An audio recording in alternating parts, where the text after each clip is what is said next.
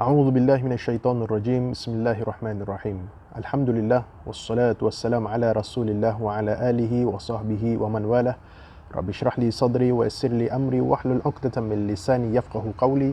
Subhanaka la ilma lana illa ma 'allamtana innaka antal alimul hakim. Rabbi yassir wa la tu'assir, rabbi tammimil khair. Rabbi adkhilna mudkhala sidqin wa akhrijna mukhraja sidqin waj'alna min ladunka sultanan nasira, amma ba'du. Assalamualaikum warahmatullahi wabarakatuh.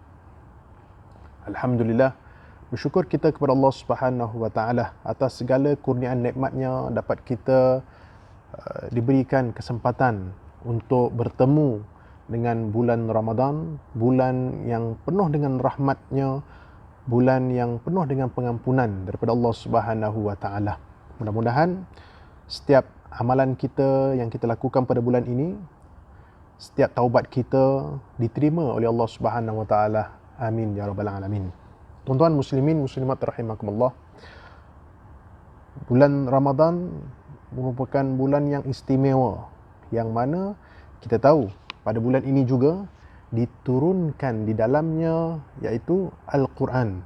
Al-Quran diturunkan kepada Nabi Muhammad sallallahu alaihi wasallam, yakni pada bulan Ramadan, menunjukkan bulan ini sangat istimewa sehingga kan Al-Quran yang mana ianya adalah petunjuk bagi umat Islam, petunjuk bagi semualah, ianya diturunkan pada bulan yang penuh barakah ini dan kita berada pada bulan ini. Dan alhamdulillah. Dan kalau kita lihat apabila diturunkan Al-Quran, apabila diturunkan wahyu yang pertama kepada baginda Nabi sallallahu alaihi wasallam, kalau kita lihat apakah dia ayat yang pertama? Ayat yang pertama yang diturunkan ialah Iqra, bacaan suruhan untuk kita membaca. Iqra, bacalah. Nah, itu maksudnya Iqra. Dan itu merupakan ayat yang pertama diturunkan, wahyu yang pertama diturunkan kepada baginda Nabi sallallahu alaihi wasallam. Dalam banyak-banyak perkara, kita ada solat, kita ada puasa, kita ada macam-macam lagi bab ibadah. Tetapi yang pertama diturunkan kepada baginda Nabi sallallahu alaihi wasallam ialah Iqra, iaitu bacalah. Nak baca apa? Kenapa mesti nak baca? Apa kelebihan baca ni? Jadi tuan-tuan muslimin muslimat rahimakumullah, banyak sebenarnya yang kita boleh peroleh daripada membaca ini.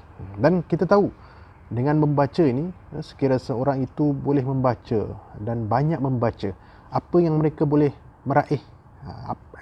Yang mereka boleh meraih ialah antaranya ialah ilmu. Jika seseorang itu banyak membaca, rajin membaca, tak kiralah apa-apa saja, Al-Quran ke, hadis ke, ataupun apa-apa sahaja, maknanya memang sikapnya suka membaca, suka mengetahui dan sebagainya, justru dia membaca. Jadi orang yang banyak membaca, rajin membaca, dia akan meraih banyak ilmu sebenarnya. Justru ilmu ini perkara yang penting. Hatta dalam Al-Quran juga menyuruh untuk kita berilmu, menyuruh untuk kita banyak membaca supaya kita dapat ilmu. Dan Al-Quran juga merupakan sumber ilmu. Banyak sebenarnya ilmu-ilmu yang ada sekarang ini atau sebelum-sebelum dan sebagainya, banyaknya datangnya daripada Al-Quran, kerana Al-Quran itu merupakan sumber ilmu. Kalau kita lihat apakah itu Al-Quran, kalau kita lihat dalam surah Al-Baqarah, kata Allah Subhanahu wa taala, "Dzalikal kitabu la raiba fihi hudan lil muttaqin." Kitab Al-Quran itu ialah kitab yang tiada sebarang syak padanya. Maknanya tidak ada syak lah, no doubt tentang datangnya Quran itu dari Allah Subhanahu wa taala, dan menceritakan tentang Quran itu begitu sempurna. Mana tidak syak lagi. Al-Quran itu datang daripada Allah Subhanahu wa taala dan ia adalah kitab yang paling sempurna.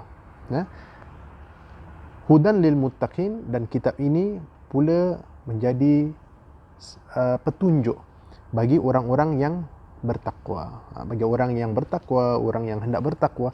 Jadi Al-Quran ini merupakan petunjuk, dan sebahagian daripada para sahabat mentafsirkan hudan ataupun petunjuk ini bukan hanya sekadar petunjuk, tetapi ia merupakan cahaya. Ya. Jadi Al-Quran ini adalah kitab yang tiada syak lagi datangnya daripada Allah Subhanahu Wa Taala, dan ianya adalah sempurna, dan ia ini merupakan petunjuk dan juga cahaya kepada orang-orang yang bertakwa. Jadi apa maksudnya cahaya tu? Cahaya tu contohlah, kalaulah kita ni sedang ataupun kita berada di terowong kan, dalam terowong kan gelap, dalam terowong, dan biasanya kalau kita nampak di hujungnya ada cahaya, itulah jalan keluar, ya kan? Jadi kita akan menuju kepada cahaya tersebut. Jadi menunjukkan apa? Al-Quran itu adalah satu cahaya, satu petunjuk kepada orang-orang yang bertakwa. Maknanya kalaulah kita ni sesat ke,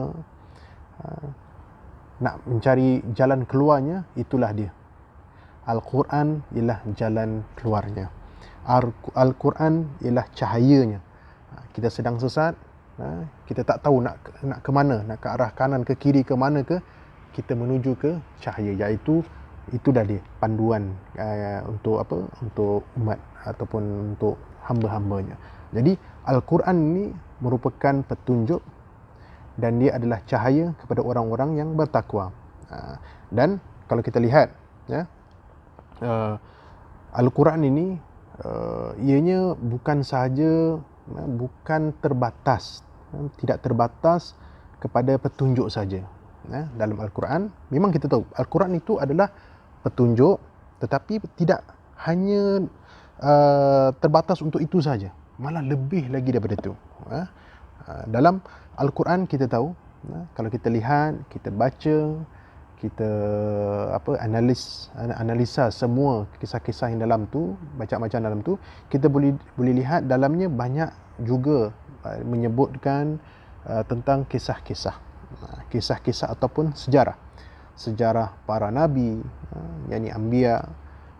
Diceritakan tentang para nabi, antaranya seperti Nabi Musa, kisah beliau, bagaimana Nabi Musa AS berdepan dengan Fir'aun, bagaimana pengikut-pengikutnya pada ketika itu.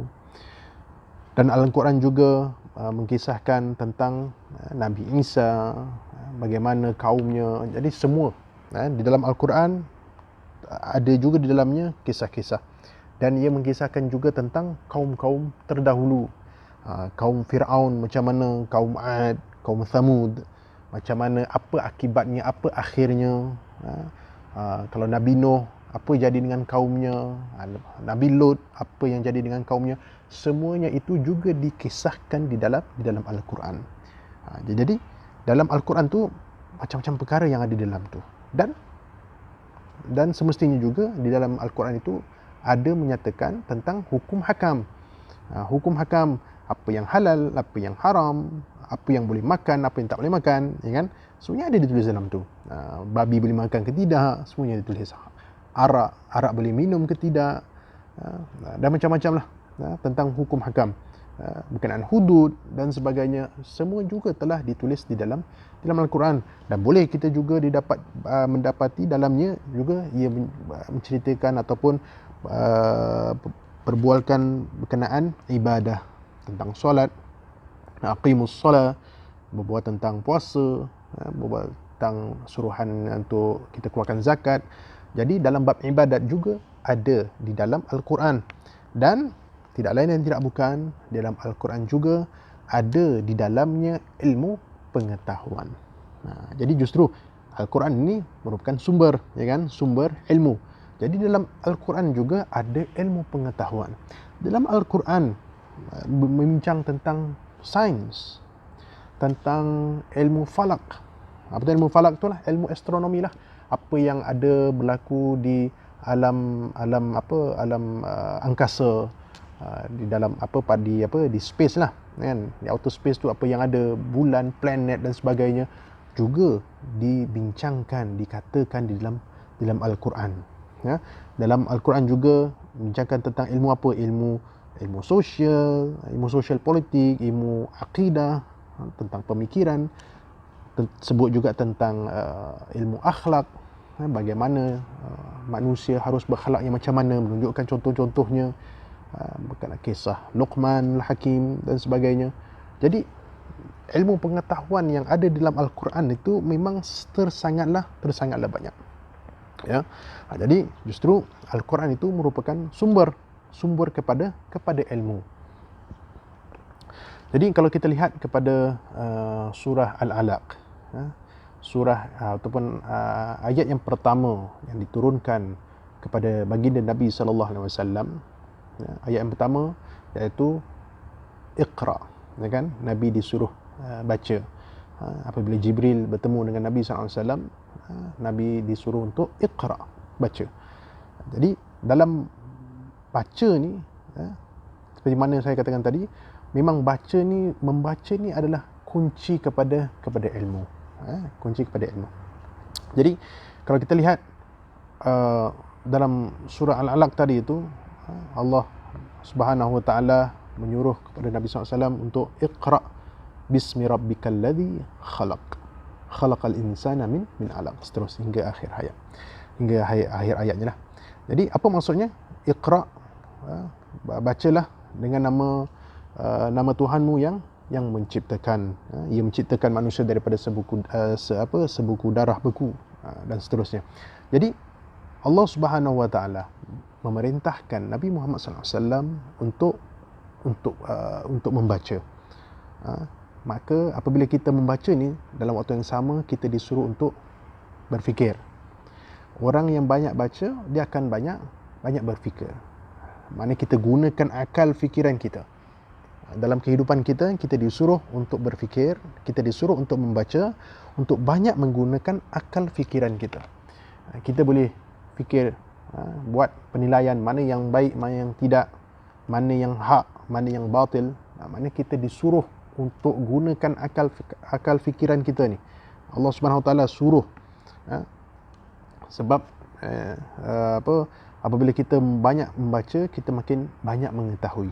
Justru kalau kita lihat dalam ayat-ayat Al-Quran, banyak juga sebenarnya ayat-ayat dalam Al-Quran yang mana Allah Subhanahu Wa Taala menulis mengatakan di belakangnya semuanya seperti la'allakum ta'qilun, ya kan?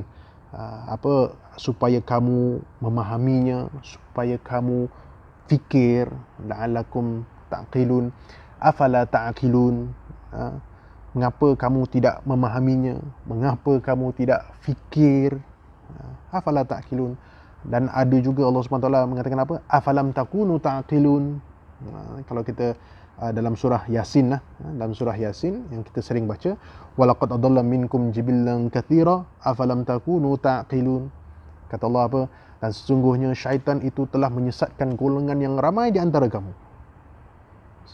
Maka tidakkah sepatutnya kamu berfikir? Mana Allah kasih contoh. Allah berikan keterangan. Syaitan ini menyesatkan manusia, tetapi kenapa kita tetap nak mengikut syaitan?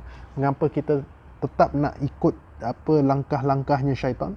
Tidakkah kamu berfikir? Nampak? Jadi Allah Subhanahu Wa Taala banyak sebenarnya, bukan hanya ayat ini saja, banyak sebenarnya yang mana Allah Subhanahu Wa Taala suruh hamba-hambanya supaya banyak berfikir, supaya banyak membaca, memahami dan berfikir. Afala ta'qilun, la'allakum ta'qilun, kadzalika yubayyinullahu lakum ayatihi la'allakum ta'qilun, kata Allah Subhanahu Wa Taala. Demikianlah Allah menerangkan kepada kamu hukum-hukumnya supaya kamu memahaminya. Dan banyak lagi ayat-ayat yang mana Allah Subhanahu Wa Taala menegaskan supaya kita ni, manusia ni, hamba-hambanya ni banyak membaca, supaya banyak kita fikir. Bila kita berfikir tu, itulah datangnya ilmu pengetahuan datang. Jadi kita disuruhlah untuk banyak membaca. Jadikan bacaan itu kebiasaan harian kita lah. Sebab tak semua orang dia suka membaca. Kadang-kala lah. Tapi sikap membaca ni sebenarnya besar faedahnya, kerana ia merupakan kunci lah kepada ilmu pengetahuan. Kalau kita kurang membaca, maka kuranglah ilmu pengetahuan. Jadi kalau kita lihat juga di dalam Al-Quran, Allah Subhanahu Wa Taala juga selain Allah menyuruh kita untuk membaca. Al-Quran juga ditulis dalamnya tentang, seperti mana saya katakan tadi pada awal tadi, tentang sains, tentang sains dan konsepnya. Contohnya Allah Subhanahu Wa Taala menceritakan tentang proses kejadian manusia. Proses kejadian manusia, seperti ayat tadi tu, surah Al-Alaq, Iqra bismi rabbikal ladzi khalaq, khalaqal insana min 'alaq. Bacalah wahai Muhammad dengan nama Tuhanmu yang menciptakan. Ia menciptakan manusia dari sebuku darah beku. Jadi Allah Subhanahu Wa Taala menunjukkan bagaimana ciptaan manusia itu terjadi. Jadi kalau kita lihat daripada sebeku darah beku, daripada darah beku, bila darah beku menjadi daging, kemudian jadi nampak bentuk manusia, daripada bentuk manusia jadilah janin, daripada janin jadilah bayi, kemudian barulah jadi manusia. Jadi Allah Subhanahu Wa Taala di dalam ini, Allah Subhanahu Wa Taala tunjuk bagaimana manusia itu dijadikan. Ini satu ilmu. Dan kalau kita lihat pada ketika itu, pada zaman Nabi SAW atau zaman-zaman sebelumnya, teknologi belum canggih. Tidak ada pada ketika itu mikroskop, tidak ada stetoskop, tidak ada apa macam-macam lah kan yang digunakan sekarang. Kalau sekarang mungkin mudah kita nak tahu, nak percaya tu sangat mudah. Sebab apa? Benda kita boleh nampak. Tapi kalau dulu kita tak ada mikroskop, tak ada stetoskop, tak nampak apa yang berlaku. Macam sekarang kita tahu, sebab kita boleh nampak benda yang kat dalam kan. Ini teknologi lah. Ini pun ilmu kan. Jadi kalau dulu Allah Subhanahu Wa Taala menceritakan perkara-perkara seperti ini, kadang-kadang orang nak faham pun macam bukan main payah lagi nak faham. Apa sebenarnya? Kenapa? Apa yang nak disampaikan sebenarnya? Sebab apa? Manusia tak boleh nak masuk dalam akal fikiran bagaimana. Ya kan? Tetapi Allah dah menceritakan dalam Al-Quran. Dan bila kita lihat sekarang, memang betul. Maknanya Al-Quran sebenarnya adalah, itulah dia, sumber ilmu tu. Asalnya tu pun datang daripada yang telah tulis di dalam Al-Quran. Ya? Satu contoh kalau kita lihatlah peristiwa Nabi Isra' dan Mi'raj. Daripada Masjidil Haram ilal Masjidil Aqsa. Diterbangkan daripada Masjidil Haram hingga ke Palestin. Daripada Mekah ke Palestin. Dalam masa yang cepat. Pantas. Satu malam tu dah sampai. Ya kan? Jadi, apabila ketika itu berlaku, pada zaman itu, mudah tak orang nak percaya? Susah. Benda yang mustahil bagi ketika tu, mustahil benda tu boleh berlaku. Macam mana? Sedangkan perjalanan makan masa mungkin berapa? 7 hari 7 malam, mungkin lebih daripada tu kalau naik unta, naik kuda dan sebagainya. Tetapi Allah Subhanahu Wa Taala asra bi 'abdihi kan, daripada Masjidil Aqsa Haram ila Masjidil Aqsa, bawa, terbangkan. Jadi kalau waktu tu memang mustahil lah benda ni berlaku. Memang ramai pun yang mengatakan itu tidak benar dan sebagainya, sebab tak boleh nak percaya. Tetapi kalau kita lihat sekarang ini, mampu tak? Boleh tak? Boleh. Dengan peralatan yang canggih yang sekarang ni, kapal terbang saja kita dah boleh sampai dalam masa yang sekejap, kan? Daripada Mekah pergi ke Palestin tak jauh mana, kan? Dia boleh tahan lah, tapi tak jauh mana macam daripada Singapura sampai ke Singapura sampai mana, US kah, itu jauh, kan? Tapi tetap, walaupun jauh, tetap boleh tak sampai dalam masa yang dekat, masa yang cepat? Sekarang boleh. Kalau dulu memang orang tak akan percaya, tapi sekarang mudah. Sebab kita dengan ada teknologi sekarang, kita ada kapal terbang boleh pergi sampai dalam berapa jam dah sampai. Itu pun kapal terbang biasa, pesawat passenger. Tapi kalau pesawat jet pejuang, naik jet, sampai lebih cepat, kan? Jadi kalau sekarang ni mudah untuk orang percaya, tapi kalau dulu payah. Bagaimana mereka beriman pada ketika tu, ya kan? Jadi perkara-perkara gini memang susah untuk diterima oleh akal pada ketika itu, tetapi telah diceritakan di dalam Al-Quran. Tapi sekarang kita lihat, kalaulah teknologi sekarang ini dah boleh buat lebih kurang macam itu, bayangkan teknologi Allah Subhanahu Taala tu bagaimana. Maknanya lebih hebat. Nampak? Allah dah tunjukkan dia punya sikit sebanyak dia punya kehebatan Allah Subhanahu Wa Taala, kuasanya. Manusia kalau dah boleh buat, ini kan kuasa Allah Subhanahu Wa Taala. Jadi itulah, ya kan? Jadi proses kejadian manusia Allah telah tunjukkan. Kemudian kalau kita lihat dalam surah Al-Mu'minun, kata Allah Subhanahu Wa Taala, "Walaqad khalaqnal insana min sulalatin min tin, thumma ja'alnahu nutfatan min qirarin makin." Allah menyebutkan, dan sungguhnya kami telah menciptakan manusia dari pati yang berasal dari tanah, kemudian kami jadikan pati itu seperti air benih pada penetapan yang kukuh. Kan? Jadi ini semua adalah ilmu pengetahuan yang manusia tak tahu apa yang berlaku di dalam badan manusia. Tetapi itulah dia, Allah SWT telah menceritakannya di dalam Al-Quran. Jadi sekarang kita lebih memahami. Bila sains dah nampak, Masya Allah, benar kata-kata Al-Quran, ya kan? Jadi manusia ni kan gitu. Manusia kalau nampak aja, dia macam lebih percaya. Itu pun masalah juga tu, seram juga tu. Anak-anak kita pada akhir-akhir zaman ni, kalau akhir-akhir zaman ni, kalau kita lihat kepada nanti tanda-tanda akhir zaman, akan timbulnya timbulnya Dajjal. Bila timbulnya Dajjal, dan kita tahu Dajjal ini dia boleh manipulasikan macam-macam. Dia boleh adakan benda yang tak ada, dia boleh turunkan hujan dan sebagainya. Jadi manusia yang mungkin imannya kurang, imannya tidak kuat, na'udzubillah, takut-takut kalau dia boleh terima boleh menerima ataupun percaya Dajjal itu ada kuasa dan sebagainya. Na'udzubillah min dzalik, ya kan? Sebab dia menunjukkan kuasanya. Kalau dulu para nabi juga ada kuasa, tapi kuasanya pun diberikan kepada Allah, daripada Allah Subhanahu Wa Taala. Itu yang disebutkan sebagai apa? Mu'jizat. Allah Subhanahu Wa Taala berikan satu kuasa kepada para anbiya, para rasul dengan mu'jizat. Itu semua atas bantuan Allah Subhanahu Wa Taala.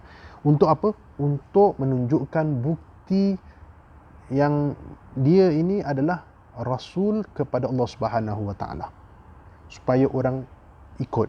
Tapi apa yang kita lihat daripada sejarah, daripada Al-Quran yang sering kita baca, yang mana umat-umat terdahulu payah untuk menerima apa yang dibawa oleh para rasul dan para anbiya. Segelintir saja, tak banyak, segelintir saja yang percaya, yang beriman. Yang lain, walaupun nampak depan mata mukjizat yang berlaku, Nabi Musa alaihi salam dengan mukjizatnya membelah laut, tongkatnya menjadi ular dan sebagainya. Itu semua atas keizinan Allah Subhanahu Wa Taala. Itu pun ramai di antara pengikutnya masih tidak mahu percaya. Fir'aun masih tidak mahu percaya akan adanya Allah Subhanahu Wa Taala, tidak mahu bertaubat dan sebagainya. Nabi Muhammad SAW juga dengan mukjizatnya pun ramai pun tak boleh nak menerima, kan? Tapi kalau sekarang, kita alhamdulillah umat Nabi Muhammad SAW, kita yang tak pernah nampak Nabi SAW pun kita beriman dengannya. Tak pernah nampak Nabi, tak pernah nampak mukjizat Nabi, tetapi kita boleh beriman dengan baiknya. Alhamdulillah, bersyukur kita kepada Allah Subhanahu Wa Taala, ya kan? Tak perlulah sampai kita lihat ini mukjizat ini barulah kita nak beriman. Alhamdulillah, dengan keimanan kita yang sekarang ini, kita boleh menerima. Kalau kita pada zaman dulu na'udzubillah, kita tak tahu sama ada kita boleh nak terima ataupun tidak, ya kan? Jadi apa yang dikatakan di sini, Al-Quran itu telah awal-awal lagi banyak sebenarnya telah menceritakan perkara-perkara yang manusia tidak tahu. Walau benda tu berlaku, benda tu wujud, tapi kita tak nampak. Seperti benda yang berlaku dalam badan kita, apa yang berlaku di luar, di angkasa lepas dan sebagainya. Okay? Cakap tentang angkasa, Islam dalam Al-Quran juga ia menceritakan tentang sains, tentang alam angkasa lah, angkasa lepas, outer space. Dia menceritakan tentang planet-planet, bulan, matahari dan sebagainya. Yang mana Allah SWT mengatakan apa? Planet-planet, bulan, matahari, bintang-bintang ini semua, mereka ini sedang bergerak, berputar, bergerak, seolah-olah mereka sedang berenang. Jadi itu pun kita boleh kita boleh lihat lah, yang mana dalam surah Yasin yang sering kita baca tu, kata Allah SWT, wasyamsu tajri li mustaqarrin laha dzalika taqdirul azizil alim wal qamar qaddarnahu manazila hatta ada kal urjunil qadim lasyamsu yanbaghi laha an tudrikal qamar wal lailu sabiqun nahar wa kullun fi falaki yasbahun. Jadi Allah menceritakan tentang planet, matahari, bulan, bintang, semuanya ini masing-masing terapung pada tempat edarannya. Masing-masing ada dia punya apa hala tujunya. Ada dia punya pusing ke mana, bagaimana, lambat ke, pelan ke, cepat ke, macam mana. Itu semua telah ditetapkan oleh Allah Subhanahu Wa Taala. Kalau dulu mungkin orang tak nampak. Yang nampak mereka mungkin nampak matahari dan bulan saja. Mungkin tentang planet ke bintang ke mungkin mereka tak nampak. Bintang okeylah, tapi kalau planet-planet lain, ya kan? Tapi kalau sekarang dengan adanya teknologi yang serba canggih sekarang ni, kita nampak planet dengan teropong yang begitu teknologi tinggi, nampak planet-planet, bintang-bintang dan sebagainya. Kat situ baru para saintis lihat, oh memang benar yang bumi ini bergerak, bintang-bintang juga bergerak, planet-planet bergerak, semuanya masing-masing bergerak. Seolah-olah mereka sedang berenang, berterbangan, beredaran pada tempat-tempat yang telah ditetapkan oleh Allah Subhanahu Wa Taala. Jadi dalam Al-Quran dah menunjukkan sebenarnya apa yang sedang berlaku. Dan sekarang bila ahli saintis ni lihat, barulah oh masya-Allah, inilah dia sebenarnya ilmu yang pada awalnya telah dicatat, telah tertulis di dalam Al-Quran lagi. Ya kan? Jadi itulah dia. Al-Quran ni sebenarnya penuh dengan ilmu pengetahuan. Kalau kita lihat ada kajian yang mengkaji lah tentang Al-Quran ini, mereka mendapati di dalam ayat-ayat Al-Quran ini mereka mendapati ada 750 ayat. Dalam semua tu ayat 750 ayat yang berkaitan dengan ilmu pengetahuan, tentang knowledge. Lain-lain adalah, lain tu ada sejarahnya, ada lain seperti mana saya katakan tadi, ada sejarah, ada akhlak, ada hukum hakam dan sebagainya.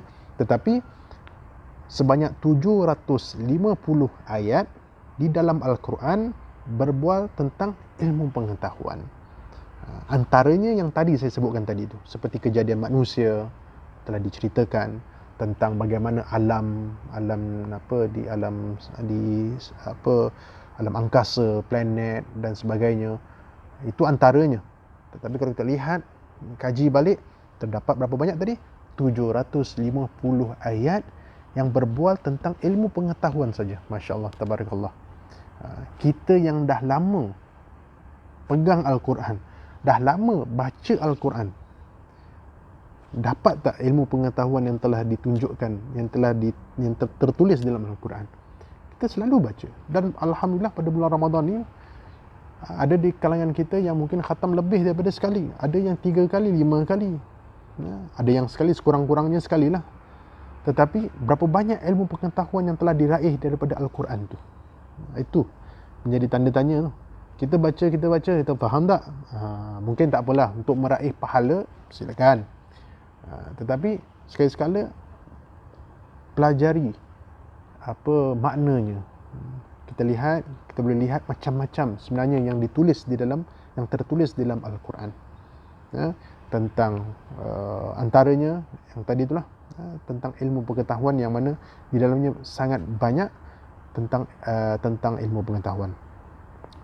Dan kita tahu Allah Subhanahu Wa Taala tu Maha mengetahui setiap sesuatu, dan Allah mengajar ataupun mengajarkan manusia supaya tahu juga tentang ilmu. Kita lihat dalam surah Baqarah, kata Allah Subhanahu Wa Taala, wa 'allama Adama al-asma'a kullaha thumma 'aradahum 'ala al-malaikah faqala anbi'uni bi asma'i haula in kuntum shadiqin.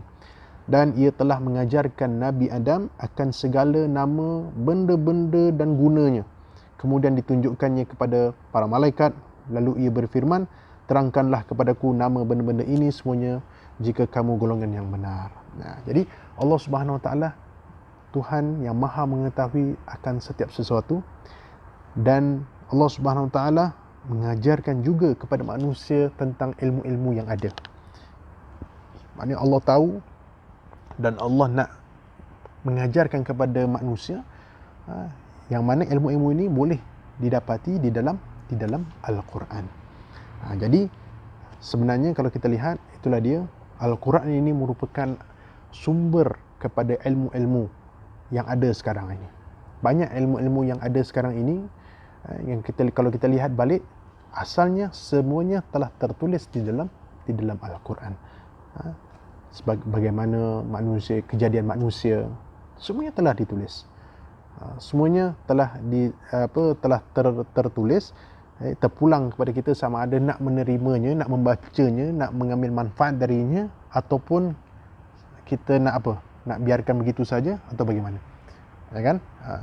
Jadi sebagaimana yang telah dikongsikan tadi, Al-Quran ini merupakan sumber kepada ilmu-ilmu, dan kita sebagai umat Islam seharusnya kita mengkaji semula Al-Quran, membaca Al-Quran, mengkaji semuanya dan mengambil ilmu-ilmu yang ada di dalamnya. InsyaAllah, mudah-mudahan dengan kita melaksanakan sedemikian, kita akan tergolong dengan mereka yang banyak, yang mana Allah Subhanahu Wa Taala sini mengatakan la'allakum ta'qilun, bagi kita tergolong di kalangan mereka yang sentiasa berfikir, sentiasa memahami akan kelebihan ataupun akan mukjizatnya Al-Quran ini.